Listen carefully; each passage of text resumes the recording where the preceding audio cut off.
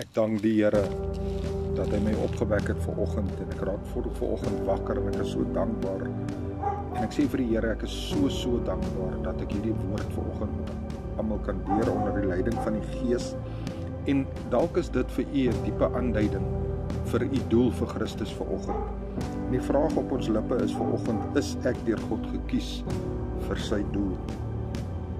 Ek gaan vir julle 'n paar voorbeelde gee uit die woord uit wat meer duidelikheid kan gee.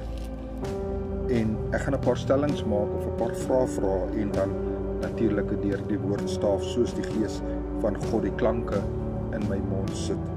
Het u al gewonder, gebruik God my vir sy doel?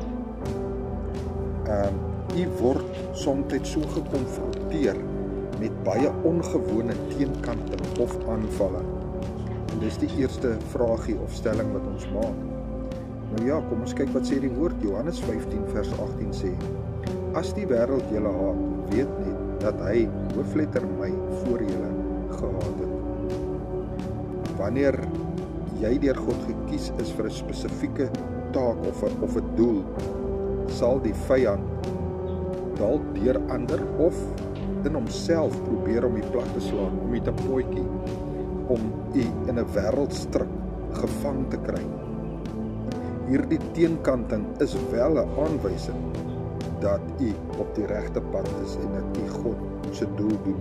Want die vyand, die Satan homself, die prins van duisternis, wil probeer om jou te stop om dit nie te doen. Nommer 2. U het 'n sterk oortuiging om die regte ding te doen.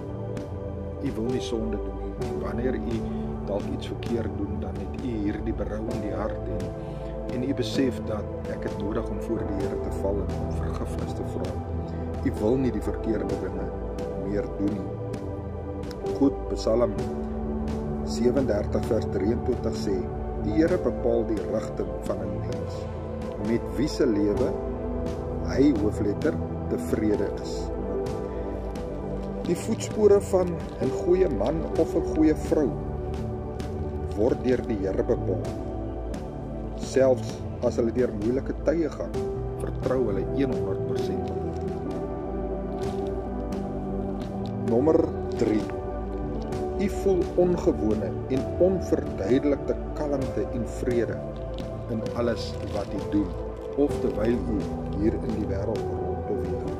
Filippense 4 vers 7 sê: En God se vrede, wat meer is as wat 'n mens dink, sal oor julle harte en gedagtes die wag hou, omdat julle aan Jesus Christus verbonde is. God se vrede in u word nie deur die wêreldsmense of die wêreld homself verstaan nie, maar weet net, God gee hierdie vrede, hierdie kalmte. En almits jy deur swaar tye gaan, kan jy nog steeds lag. Nommer 4. God verwyder sekere mense in u lewe.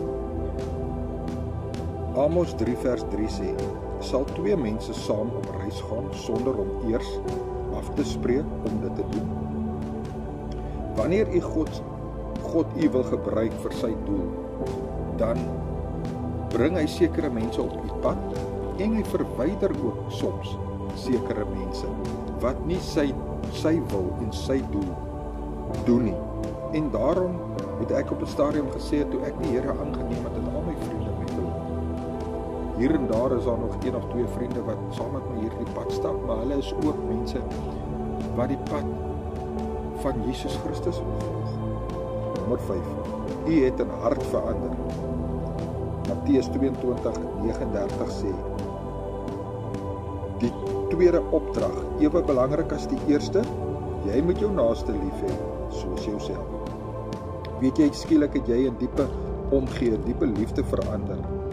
Of jy die mense nou ken of nie ken nie, mense wat al swaar kry, mense wat siek is, jy wil altyd net probeer help en jy dink altyd, kan ek nie vir hierdie mense bid nie, kan ek nie vir die Here vra om hierdie mense te genees, jy het hierdie diepe liefde vir ander mense. Nommer 6. U voel diep geroep deur God in sy doel. Jeremia 1:5.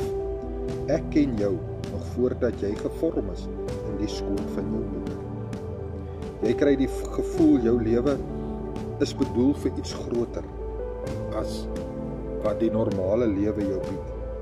Alhoewel jy dit nog nie verstaan, weet jy, daar's 'n groter roeping of 'n groter doel in jou lewe. Nommer 7 en die laaste van hierdie, God se goedheid en voorsiening volg u. Psalm 5 vers 12 sê, laat almal wat by u skuil, bly wees. Laat hulle altyd juig. Beskerm die wat u naam liefhet, sodat hulle oor u kan jubel.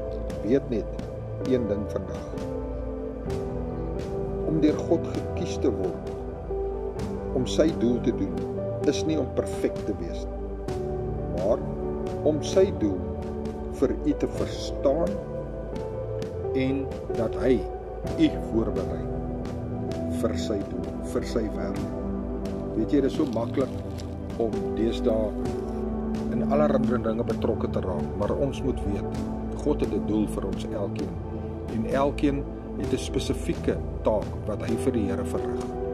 En ek hoop regtig dat die Heilige Gees in die hart vandag bevestig, dalk het u nog net 1 of 2 van die dingetjies bereik, en u besef daar is nog meer, maar weet net, soos die Gees dit in my hart bevestig, glo ek dat die Gees dit in die hart ook sal bevestig, en dit 'n antwoord is vir u, dat God vir u 'n doel in die lewe het.